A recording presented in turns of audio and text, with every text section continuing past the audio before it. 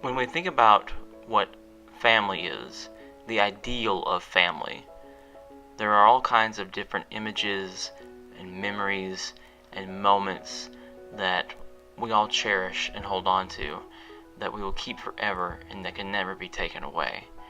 Whether those are simple moments of just hanging around the house, or maybe going to the park, maybe even going to, let's say, the museum. All of those moments can be ideal. Some moments can be incredibly ideal, and you're dancing around inside the Magic Kingdom. Some moments are ideal. Some moments of family are, well, they're reality. Okay, so this is what she did. She put the blueberries under the blanket and was stepping on them when I came in here. So she's in timeout. And that's what you hear all the crying for. And some moments are like Oh, look this. at my girls. It's just, it's...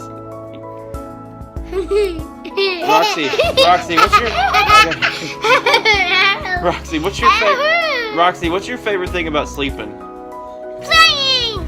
Well, no, when you're asleep, what do you like about sleeping? Having good dreams and no bad dreams. Having good... Please don't jump on me. Please don't jump on me.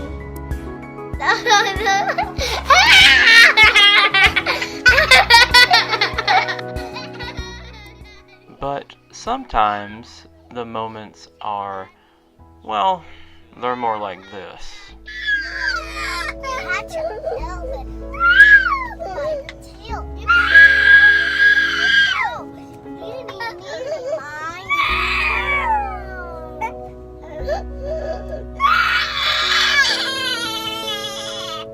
But no matter which moment it might be, every moment is precious.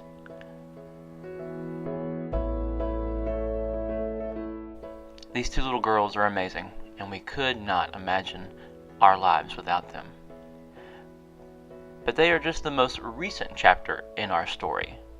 For the whole story, we have to go back to the beginning, because this is ever our story.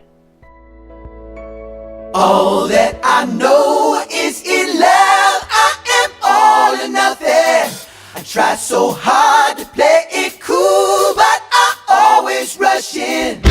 You may shoot me down, but I got to find out.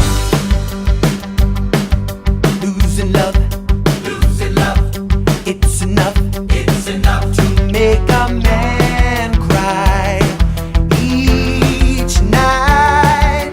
Fills you up, grabs your heart, tears it up. But when you're being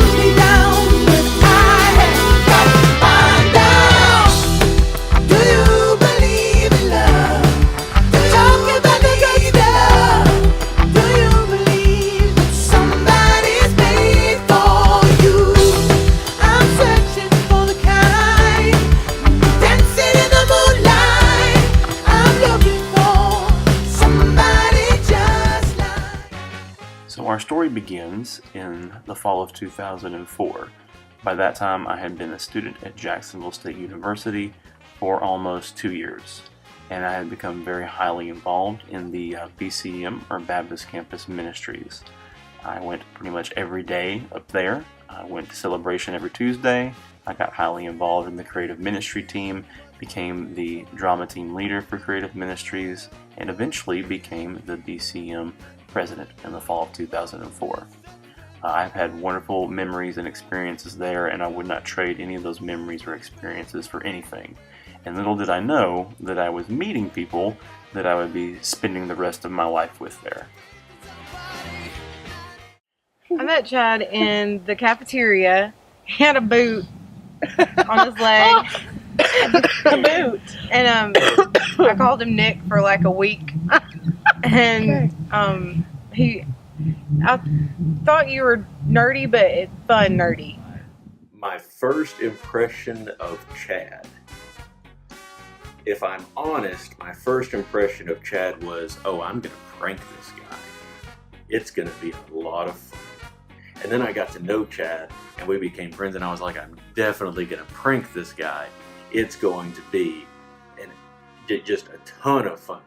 My favorite prank on Chad was when I hid in his bed. Well, I hid in a lot of different places in his room. I started out hiding behind the door in his room downstairs at the BCM and waited for him to come in. And he was telling everybody else it was time to go to bed, and I just snuck up behind him and I said, does that include me, Chad? And it scared him really bad. And then people were still being loud upstairs. So he went and was telling people, to quiet down and go home and everything. And then while he was gone that time, I crawled under the covers in his bed and I waited for him to lie down. And as soon as he did, I went, ah! And I just dug my nails into his legs, and he shot up in bed. And he was on the bottom part of the bunk bed downstairs, and he smashed his head into the bed, and that was one of my favorite memories. I knew Chad from Spanish class. I forgot we had Spanish. Yeah, and he had a boot. That's what triggered the memory. So yeah, he broke his ankle doing parkour. Yeah. Oh my god, I forgot about that. So since you did explain that story, that did kind of that helped frame up who I thought you were. Freestyle walking. Yeah. Freestyle walking is what Chad That's what said. it was, Okay. with his friend David, right? Yeah. Anyway, so that was fun, but we enjoyed Spanish. I think we helped each other survive that crazy Spanish lady together. And then I started going to the BCM with Maggie, and so that was a fun connection because I didn't know that she went to the BCM. It was early on. Like, I met Chad like one of my first weeks at JSU. Oh wow. Yeah, we met really early on. Yeah. I met Chad at the BCM, probably celebration one night, and I just remember him being very friendly and kind of like all over the place, but How you doing? I was like, I like that guy. He's pretty fun. Yeah. And I always remember you, I don't think you had it on that night, but you always had one of those, or that orange Hawaiian shirt. Nice. Yeah. And I don't think you'd ever wear that again, but it's a fun memory, and I love it. Style has improved. Yeah. Oh, yeah. But I love that, Chad. Yeah. Yes. Yeah. Yeah. Really helped out a lot. But my first impression of Chad was, I'm pretty sure this is a guy who is genuine with people. And the more I got to know him, I was like, that's definitely true. When the few times I walked across campus with you, I quickly became aware of what a people person you are, because you knew about every other person we passed on campus, because you were either saying hi to people or they were saying hello to you as we went across. Also remember talking to you extensively about your taste or lack thereof in music, and always told you that when I heard you talking on the radio, I listened. When you started playing your alternative music, I always changed the station. And so I think the best people that you meet are the ones that you don't necessarily remember how you meet. It's just like you've always been together. Yeah. And those are my memories of you. It's like we've always been together, really. And one of my favorite things that we did together was probably to get in the car and go for a Coke. Oh yeah, that was a good time. And back in those days, I didn't have a cell phone. I didn't have a cell phone until I was 22. And so I would just remember everybody's phone number. And boy, something would happen and you'd need to talk, or Bob would need to talk, and we'd say, well, let's go get a Coke. And nobody ever knew that the Coke was in Georgia somewhere in the backwoods. Somewhere. Sure enough. Just so we could get away and talk and Yes. not be disturbed. And partly so I could learn how to drive, because I had never driven anywhere except Jacksonville, Alabama. Mm-hmm. My first impressions of him were, okay, he's safe. He's safe. Of all the people that I need to be wary of in school, and here at JSU, I don't think he's one of them. I think he's one that he's okay. He's good. Mm-hmm. Yeah, and so for me, with Chad, meeting Chad, I would say he's one of the first people I've met that I thought, wow, he's an incredibly genuine person, right? Just a genuinely nice guy and cares about other people. And I had emailed Chad because someone told me to get involved in the BCM. And so I had emailed Chad asking him, like, what was the BCM? What do they do? Kind of that whole shebang. And I remember Chad emailing me back, talking to me about survival and all that fun stuff. And so my first impression of Chad was that he was super outgoing and very friendly. And while I'm at JSU, going to school, staying out late, being the average college student, Callie is in a much different place in her life. And, well, I'll let her tell you. Well, it was the most upside down time of my whole life, and I've had some crazy stuff happen since then. But my dad had passed away in February. I was still in high school. And then when I graduated in May, we had always planned to move up here. That was the long-term plan for our family, period. But then when my dad was gone, it was just Mom and me. And we would come up here on the weekends before we even moved in, when it was mostly empty, just to kind of practice living here and what it felt like to have this new life in a new place, completely unfamiliar, complete 180, no ties to what we'd known for 18, 20 something years. So it was kind of like a fresh start. We were starting from scratch with everything, with our house and with jobs and with my school. Everything was totally brand new, and it was very scary because I'm not really cool with change. It makes me anxious. It's scary. It's not exciting to me. I like familiar. I like stuff to stay the same, but I didn't really feel like I had that choice when we moved to Jacksonville. It was like all or nothing. Like we have to. It was too hard to hold on to anything that reminded us of my dad and from living in East Tebogo, which was home. I think it was a heartbreaking time. I think more than anything. Yeah. Because I remember so vividly their hearts being so broken when Johnny died, and seeing them in the hospital and just hearing that reality and I think that probably, even though it was so wonderful to be moving out here and being close to grandmother and granddaddy, I think that it was probably a sad time too, because they were still having to adjust and learn how to do life with them. So that's what I think about when they first moved out here. And I think it was a kind of a full circle kind of thing, because Mom and Dad were so excited about all of us kind of being here, being out here close to them. So it was kind of even though it was a kind of sad moment, it was also a joyous moment, because it was, they were so happy and joyous that we were all going to be so close. It was always kind of a dream that we would all kind of live right here together and be in our little compound up here. So it was just it was a good and a sad time. A bittersweet. Absolutely. Yeah. Good. That's a we good were word. We were so glad that they were up here. But no, they were so sad too. But we know they were hurting. Yeah, absolutely. She was valedictorian that year, and when she gave her speech, she touched a little bit on her dad, and it was a very touching, Yeah, most time. I think we were all just in a state of shock and hard time for Callie. Yeah. And I think that that's one of the biggest reasons she went to JSU. It was all probably God's plan that she go to JSU where she met you, but she didn't, you know, she just lost her dad and she didn't want to leave her mother. So she stayed home and went to JSU. She had a scholarship. She could have gone anywhere she wanted to, but she didn't want to leave home. During that time, one of the things that I liked most, because she could come out so often, and grandmother would have something to fix for her, you know, and that was just always just, sometimes I wasn't home, but I'd come in the evening, and Barbara would say, you know who's been here? And I'd say, I know, that would be Callie Brown. It's like we had to have a blank slate so that we could function.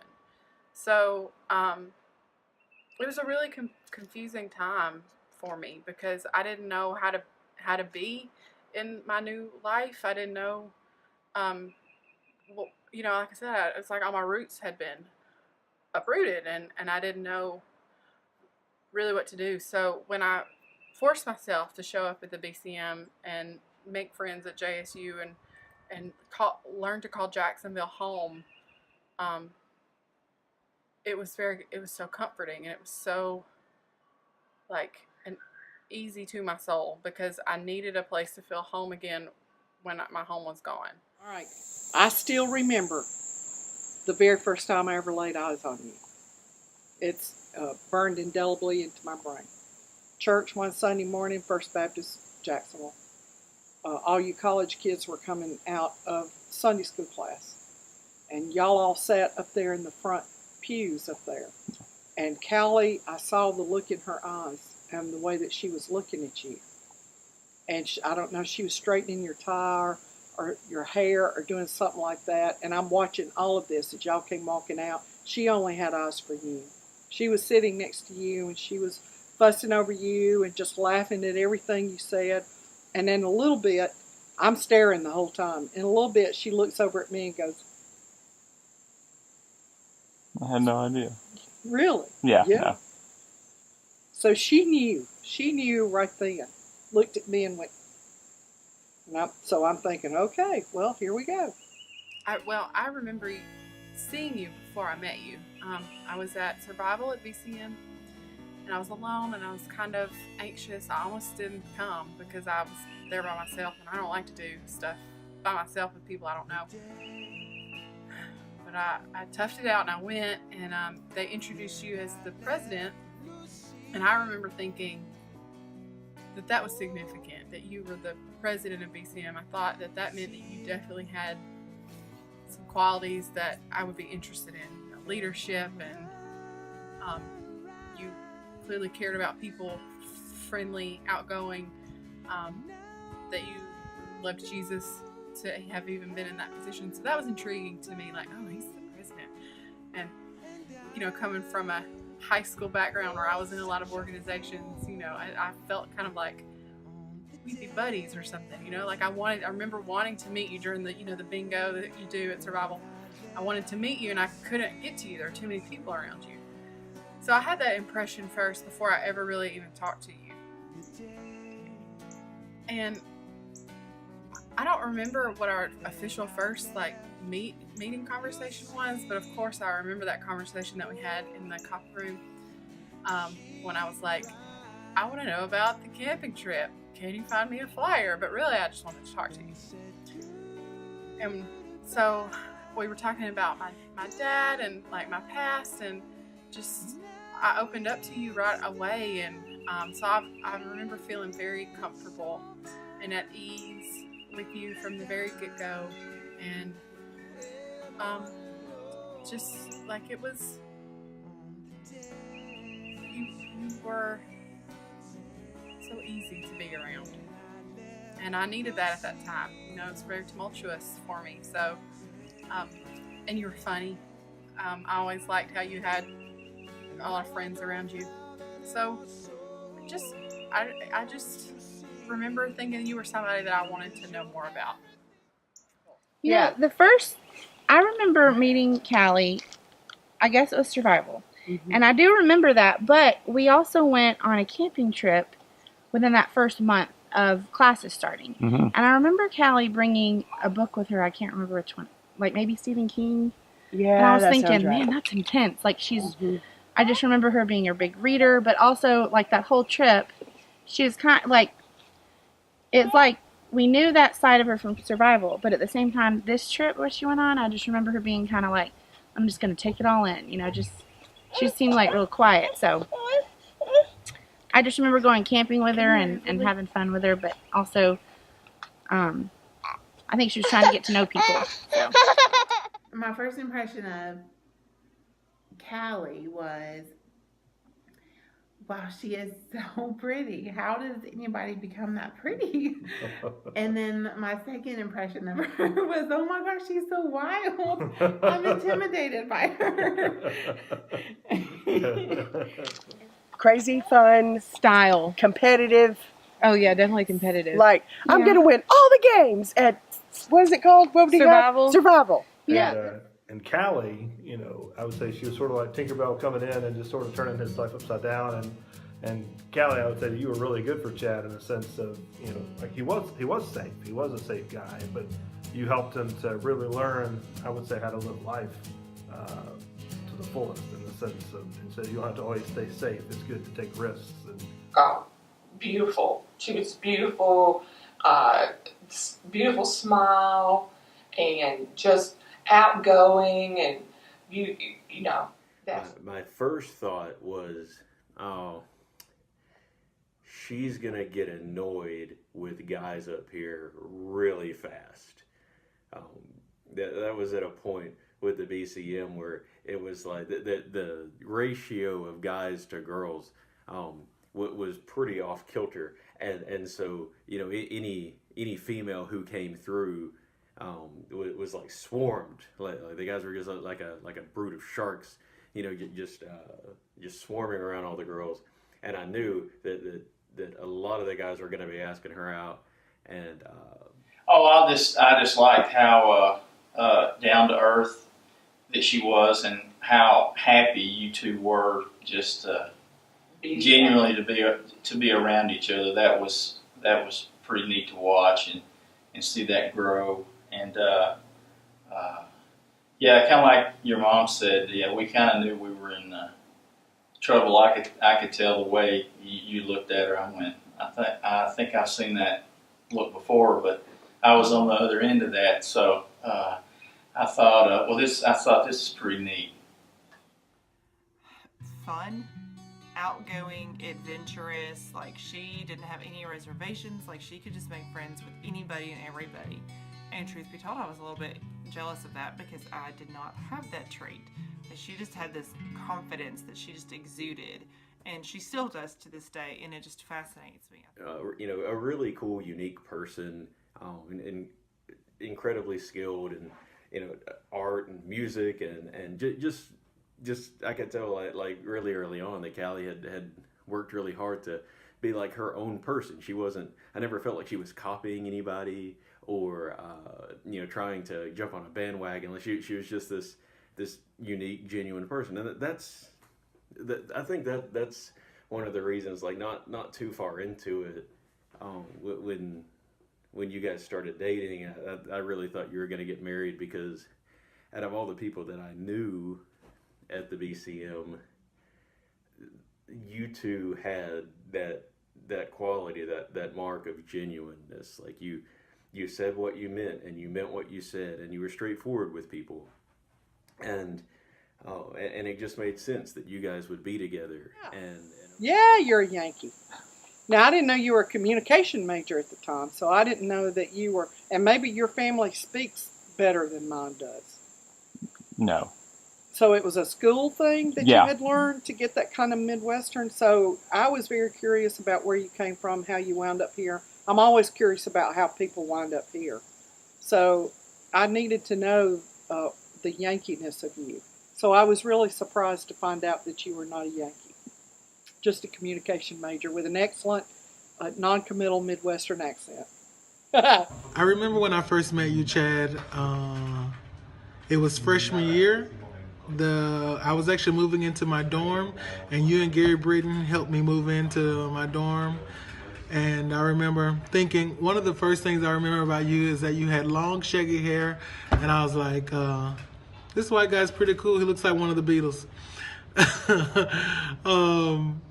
My first impression of Chad, honestly, is that you were nerdy and kind and humble and genuine and generous. And I think combining all those qualities together, you're absolutely the perfect man for Callie. And I think that's some divine intervention. I think God set you up for success. And I'm really just truly pleased that you guys are together. What a nice guy you are. Exactly. I mean, you just... A genuineness. Yes. I always appreciated the genuineness of you, and I could always see how much that you cherished and loved Callie, Right. and that was very important. And but I just the genuineness of you and the kindness, you know. You just had... a true, kind spirit You about did. you. When you're around you, you could just feel the gentleness of That's it. exactly right. So, and that's kind of my first impression too. Well, Robin had already told me that she had the group of people over there, and she could tell there was a little bit of interest going on between you and Callie. Yeah. And I was saying, oh, I don't really want her to get serious about anybody. She still got to finish Yeah, we school. want to get her education. And, We're a little selfish in that thing. Yes. You know, we were selfish to the point that we wanted to keep her here close to us. And so when she would talk to me about you, this is what's going through my mind. And I'd say, Callie, you don't want to settle, you don't want to get serious about somebody and settle down, you know, and responsibility and get married young. Because I'm married young, and I always encourage everybody not to get married young. But I don't really even, it's hard to remember like specific moments. It was so long ago, but I remember hanging out in the BCM apartment a lot. We'd watch Real World Road Rules Challenge down there every week on that futon. And I remember the time that we learned that we eat Jolly Ranchers the same way. That, How is that? well, you suck on it until it's almost disappeared, until it's just a sliver of Jolly Rancher, like a millimeter, and then you use your tongue to bend it in half, fold it over. Yeah. Of course, when we went to Mid-South, when we were very early dating, and We weren't dating then. you're right, we weren't. But in my head, I was like, already. Here we go. And you reach back for my hand in the crowd. And it was just, didn't it feel like something was happening in that moment? Oh, yeah. Yeah. I remember when Sandy told me that you were a Hanson fan, and I was like, done. Sign me up. Where's he at? Bring me the Chad. I remember like parties out at Callie's house at Jacksonville, and like just how relaxed everybody was at those. And I even like made it up to a few of them, which is not something that I usually do. The first time I tried to get to one, I found out I'm really bad with directions, because I tried to get to Callie's house and I couldn't figure out where I was going. And so I called Chad and I was like, hey, I'm trying to get there and I'm not finding it. And then Chad was giving me directions and it still wasn't working because I kept going back and forth. And then I remember eventually Chad just gave Bob the cell phone and was like, I'm just going to let Bob tell you. And then Bob told me and I got there, and it worked out really well. When all the BCM kids would be over here, I loved that so much. You don't know what a joy and a balm to my soul it was when y'all would all come over here.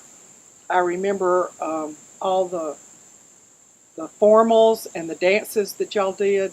That's mostly what it was all BCM related in my memory.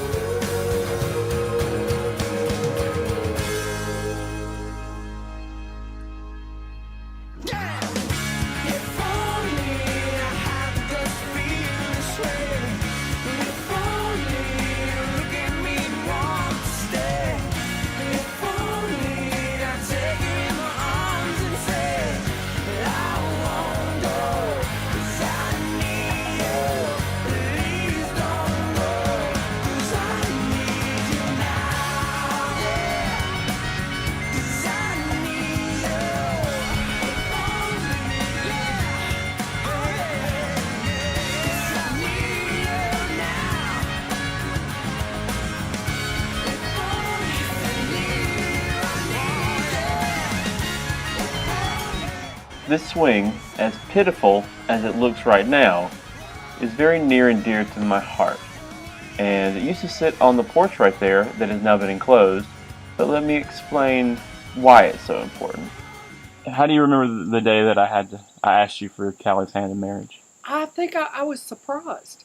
It came a lot sooner than I expected it to. I was not surprised that you guys wanted to get married. I think I knew that. And I expected it to happen. I wanted it to happen. But you know, it happened a year before she graduated from college. So I was a little bit surprised that it happened so soon. I remember bothering you a lot about when are you going to propose and when do I get a ring? Such a hurry, so much so that I bought a white dress to wear to formal because I was like, I'm going to be a bride. And I painted my nails, and I never paint my nails, but I was like, everybody's going to be looking at my fingers, so I better paint my nails. So there's a lot of anticipation around it. Like, I wondered where you had been earlier in the day, and I was so nervous. And I remember during the banquet part of formal at BCM, where you were the outgoing president, and you were giving your speech, and you'd been president for 2 years. It was a big deal. It was emotional, and you were talking about how those years had meant to you, and like you mentioned me and how important I was, and I was like, here it comes. And I was pumped. I was like, I'm about to get proposed to, and all in front of all these people. And then you didn't say anything, and I felt deflated. I was so sad, and I almost was a jerk, and I was almost like, ugh, I really thought you were going to propose to me tonight, but I didn't. I held it together, and that was a sign of maturity, which is rare in 20-year-olds who are desperate to get engaged. So I just chilled out when we started dancing. It was fun. I kind of let it go out of my mind and like, it's not a big deal. But then, when you like, come out with me to the swing, and I was like, oh no, here it comes. But it's funny because like all this anticipation, I was like, it's gonna happen. But then when it really was gonna happen, I was like, oh God, I wanted to puke. I was so nervous. So you took me out to the swing, which is, where you first asked me. You said, Kelly, I like you. And so that was our swing. That was a special spot, and I really appreciated that we had that like come full circle connection. And I will not lie to you, I also really loved that I did get to be the center of attention that night, because those glass doors on the porch of the BCM, all of our friends crowded around, and they were watching through the glass, and they watched you get down on one knee. And honestly, I don't even really remember exactly what you said, other than it was a lot of really sweet stuff that I was all down for.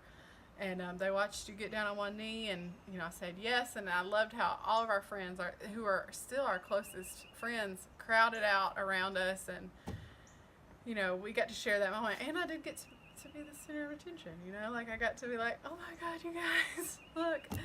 So it was a fun night. It would have been a fun night anyway, but it's really special that where it all started, and like I said, full circle, and we got to share it with people that mean so much to us. So you did good. And so Callie began to plan the wedding.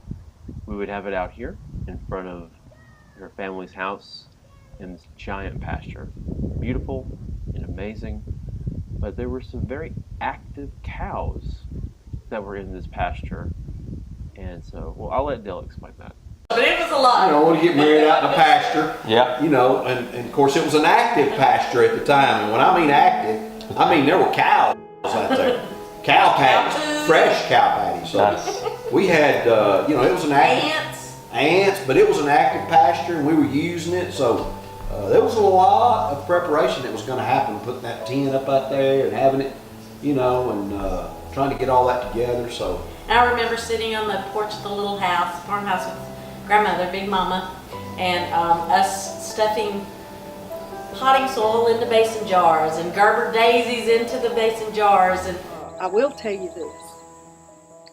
When her dad died, I had set aside some money for her wedding, specifically for her wedding whenever it occurred, and it was a set amount. And when we got into all the planning, and she was very specific, about what she wanted, I did offer her the money for y'all just to get married simply and quietly, and take the money and start housekeeping. I guess, she said no. No, we had the big wedding. The fairy tale horse and carriage and the pasture wedding. I remember really enjoying wedding planning. I really remember loving every minute of it. I felt like I could do this all day long, plan a wedding every year if I won't do that though. It was early, 2006 and early 2007, and that was pre-Pinterest. That was even pre-Etsy. So all of these kind of modern day wedding planning resources that people have were not a thing. We had some old school websites, and there's just not a lot of places to get ideas or source stuff. So I really felt like I was kind of forging my own way trying to plan my wedding. I knew that I had ways that I wanted it to look, but I didn't have any of these, like Hobby Lobby didn't have a wedding planning section back then. So you had to kind of figure it out on your own and decide stuff, and I loved it. We hired our photographer out of Panama City Beach, Florida, because back then they didn't have anybody doing this style of photography around here that I liked. And I loved finding our tent people. I loved our horse and carriage. I tracked all that stuff down. I remember I was done with it in about 6 months, except for like the tiny little bitty details. I knocked it out, got it done, and my mom was a great big help. My Aunt Brooklyn was a huge help because she had a lot of resources that she could tap into, and it was so much fun. I remember staying up the night before, and we were still doing like tying like sashes for the chairs and doing all this last minute stuff, but I love that kind of stuff. I mean, I'm crafty. That's my thing. And so it was super fun, and it was super fun to plan a party that was about us and about me and for us and for me, like everything that I wanted to do, I got to do. So it was really exciting. It was like really creative for me to get to do all that stuff. Well, Kelly knew exactly what she wanted.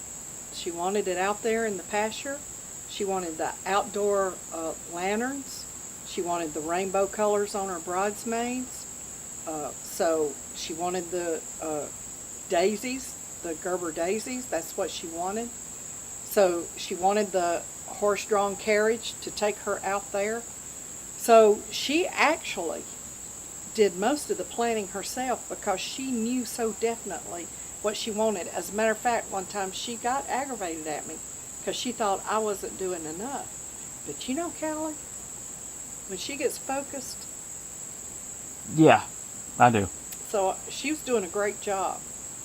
So I let her do most of it because here's what's the truth. I paid for it. She got what she wanted. I paid for it. Oh my gosh, that was the first wedding. I'd been in probably a couple of weddings, before that were really like high stress. Yes. Like here, do this. And I just remember us all day long talking about, this has been so much fun. Yeah. Like we just hung out together and we just had such a good time. Like everything was so chill and taking pictures was fun. Everything about that day was fun. The music was fun. Sorry. But just spending, the wedding and the reception, of course, were fantastic. Yes. Like everything was so perfectly food, you guys. the decor, the cake. But I don't know what groomsmen and you guys did, but just all the whole day leading up to it, we just had a really good time. Yeah. Hanging out together. It's very chill. Yeah. I love the rainbow bridesmaids dresses. Mm-hmm. And I love that Callie still wanted me to be in the wedding even though I was pregnant. Oh, you were pregnant. And I was the one with the different dress, and she just made it happen. She's like, it's okay, we'll just get you a different dress. So, thank you. Yeah, she was a low key bride. This was funny. I remember how far it was from the house around for the bridesmaids to come in and how long that took.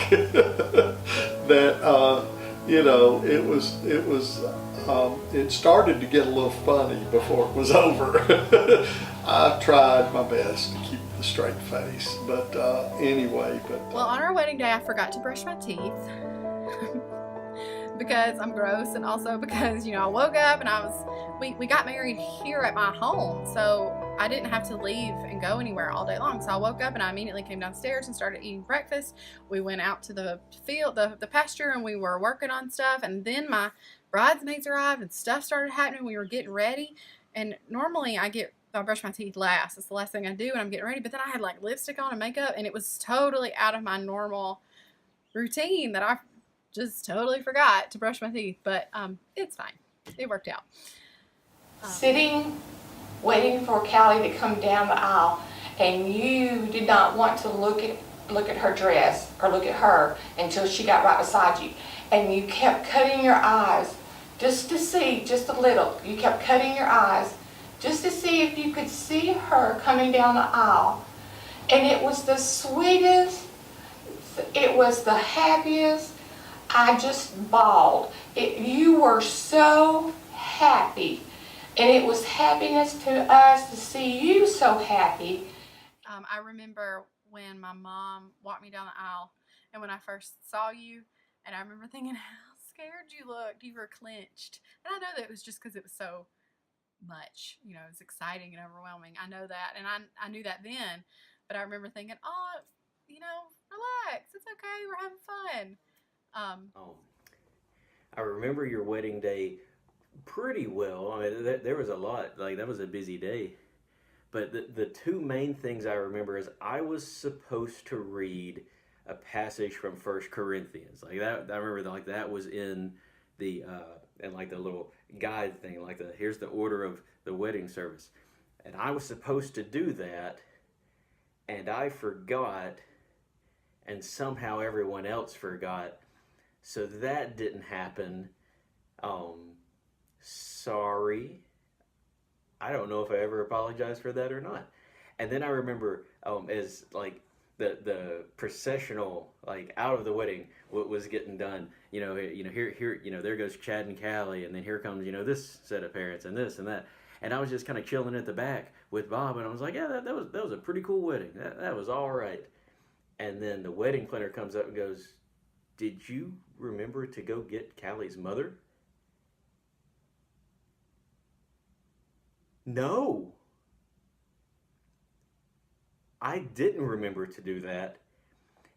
And I turned and just ran. I mean, like sprinted up the outside of the chairs because I didn't want to like just run back down the aisle of the wedding.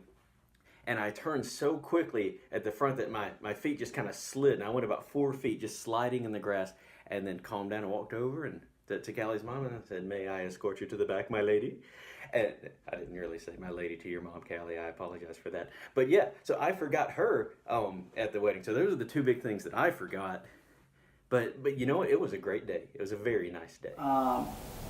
It's one of the most unique weddings that I still talk about today. And it's only unique because of the two people that we celebrated that day and your unique love for one another. And, I remember going down there. I don't remember who I walked down the aisle. It might have been your sister, Brittany. Mm-hmm, it was. And I think we walked down to all of Somewhere Over the Rainbow. And I remember a lot of West Side people being there and all. But before all of that, just seeing and being with Chad up there at Dale's house, and somehow I ended up with flower corsages or something, and I was running around passing those out to people. I don't know. The day you guys got married, and I remember seeing Callie get dressed, and not watching her get dressed. Sorry, you can edit that out. I remember seeing her in her dress and coming down the stairs, and I thought, this girl is really, really beautiful, and having on her Chuck Taylors and Chad in his Chuck Taylors, and I thought, this is really cool. I want to have this the day I get married. I think, that was the first time that I got to kind of hang out with Chad and Callie together, and it was meaningful for us, and I also got to see, I guess, the interaction like Callie and Chad had together and their love for each other, and then also just their fun, like the fun that they have together in every setting. So they really enjoy each other's company. You guys are just a whole lot of fun. I remember trying to capture in my brain, like, remember this, you need to remember this. They say it goes by fast, and it does, and here it's been 11 years. And so I remember trying to, like, when you were saying your vows to me, I need to snapshot this in my head. I want to remember this. And I, Chad, I, Chad, seek with my deepest conviction seek with my deepest conviction to become one with you, Callie. become one with you, God. I vow to you and to our Lord I vow to you and to our Lord that my I will become we in the years ahead. that my I shall become our we in the years ahead. I receive you as a gift from God. I receive you from God. I will be faithful to you. I will be faithful to you. I will never reject you. I will never reject you. I love you without condition, I love you without condition, without reservation, without reservation. and so I promise to love you, So I promise to love you, to lead you wherever God may lead us, to lead you where God may lead us, to honor you, to honor you, to support you, support you, and to never leave you. never leave you. I promise to follow God wherever He leads us I promise to follow God wherever He leads us in this great adventure. in this great adventure. In the name of our Savior and Lord, Jesus Christ, In the name of our Savior and Lord Jesus Christ, I do so promise. I do so promise. Callie, would you please repeat after me? I, Callie, seek with the deepest conviction to become one with you, Chad. I vow to you and to our Lord that my I will become we in the years to come. I receive you as a gift of God. I will be faithful to you. I will never reject you. I love you without condition, without reservation. And so I promise to you to love you, to submit to you, to honor you, to support you, and to never leave you. I promise to follow you wherever God may lead us in this great adventure. In the name of our Savior and Lord, Jesus Christ, I do so promise. Just after the storm breaks with the perfect amount of light, you can catch a glimpse of magic if the timing is right. Rainbows are improbable, beautiful and rare, but so are you, and so is this, the love that we share. Too vast to hold and too small to name, it's no wonder why you have to stand between the rain and the sun to see a rainbow in the sky. All the things that had to go right, all the things that had to go wrong, that led us to the place where we were going all along. Right now they fall away, right now it's just us two. Right now we make a promise, if you do, then I do too. Don't know how we found it, but we did somehow. All the moments of our lives we're leading up to now. I used to feel uncertain, but now I realize when I want to see my future, I just look into your eyes. Too vast to hold and too small to name, it's no wonder why you have to stand between the rain and the sun to see a rainbow in the sky. All the things that make you you, all the things that make me me, that led us to the place where we were always meant to be. Right now they fall away, right now it's just us two. Right now we make a promise, if you do, then I do too. Right now they fall away, right now it's just us two. Right now we make a promise, if you do, then I do too. Well, I do, because it turned out to be such a fine, beautiful day and pretty, and really, while I was weak and not as strong as I was, I did enjoy it. And I think the whole kicker of that deal was, and some of my kinfolks from my brother Buster's family was here, all of them was here, but they had this biplane flying around and had all these colors, the same colors the Cali girl had set out, you know. And she turned to me, she said, "Frank, how did you get that to have that here at the time of this wedding?" Well, you know, and I had to be honest with her. I had nothing to do with that. That guy had this biplane over here on the other side, and he was out flying, just happened to fly, see us, and just flew around, you know. But I thought it all went fine and the reception and everything. And I remember that I didn't know your mom and dad. He's a very quiet guy, in my opinion. But your mom seemed to be more outgoing. But we hit the dance floor and we took the dance floor over there. That's one of my favorite memories. That's one of my deals, you know. Us getting to ride out there in the carriage, that whole thing was just beautiful. Picking us up right here at the house, taking us around the driveway, and then out there to where everybody was. I was thrilled that I got to give her away. And I had selected my dress specifically to kind of look like a cross between a dress and a tuxedo. It was a great dress. And getting to give her away, a little non-traditional and very Mom and Callie-like, so I love that. But it was really special to see her mom walk her down the aisle after knowing that Callie's dad had passed away a few years before that. And so that was really sweet to see that mother-daughter relationship bond kind of be there. And then the ceremony, but then that reception. My gosh, wasn't that a wonderful reception? Yeah, it was great. All our friends stayed and played with us, and the music was great. She had selected every song. The playlist was her choice. So we danced. Do you know that I never ate a bite? I never ate the first bite because I was talking to people, laughing, celebrating. Some of my favorite pictures are from being up on that dance floor, dancing with my mom and dad. You know, Daddy had just come through that horrible sickness, that horrible bout of pancreatitis, and we had thought that we were going to lose him. So it was a celebration of all of us being together, and we danced and we danced and we danced.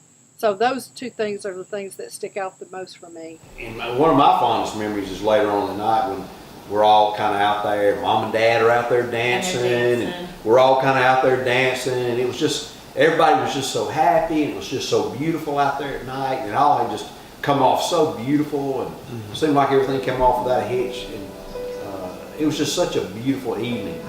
Yeah, the cake. Yeah. I've never been to a wedding like that, where it was so like, No, I loved the photos, everything, So like you said, fun. everything was personalized. Yeah. The carriage. When she rode up in the carriage. Oh, that was wonderful. And the Disney music. Yeah. Yeah. Oh, we carried lanterns. We did too. carry lanterns. We did. That was carry- a fun day. Yeah, it was.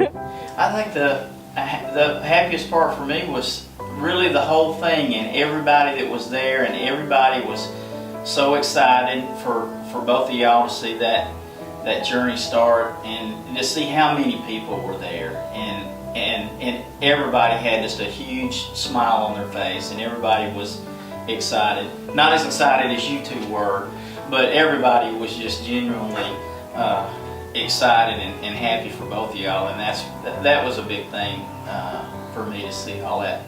But I remember everything was so colorful and creative, and I was so inspired by her wedding day.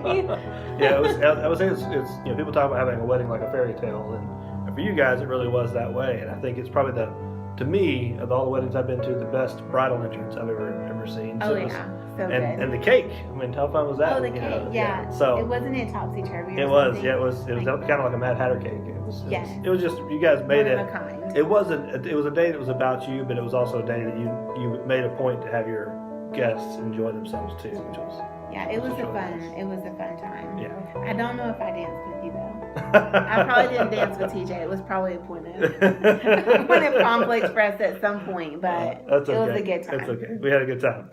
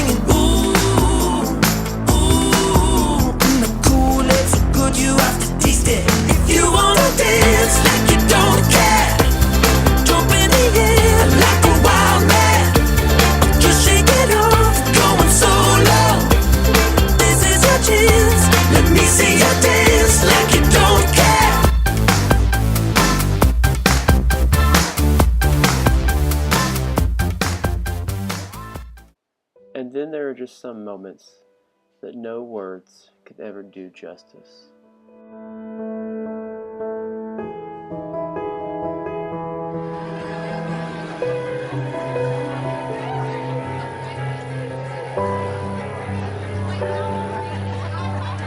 To keep it short, Mr. and Mrs. Challey.